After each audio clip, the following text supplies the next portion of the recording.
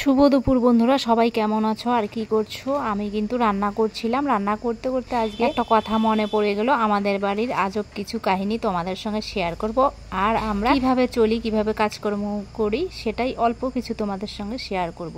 তো চলো দেখা যাক। প্রথমে দেখাচ্ছে এখানে ওয়াটার পিউরিফায়ার, জলের অ্যাকোয়াগার্ড কেনা হয়েছে। এদিকে বেড়া ভাঙা, তার মধ্যে কিন্তু লাগানো হয়েছে, দেখতেই পাচ্ছ। আর এদিকে হচ্ছে আমাদের ট্যাঙ্কি নেই, তো আমাদের ট্যাঙ্কি দেখছো কীরকম জলের।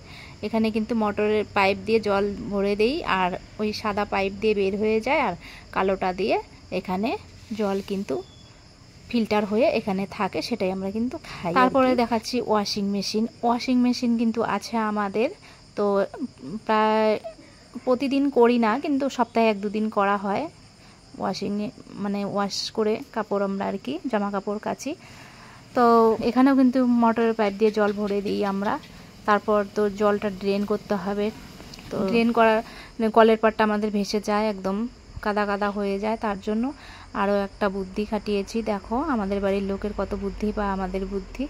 তো এখানে কিন্তু কলার ঢোঙল কেটে নিয়েছি বা কলার খোল কেটে নিয়েছি। তো জলটা ড্রেন করব, এখানে তো একদম জল ভরে যায়, এমন অবস্থা হয়। কলার ঢোঙল দিয়ে একদম জলের ড্রেনে চলে যাচ্ছে। তো আমাদের কত বুদ্ধি, বুঝতে পেরেছো?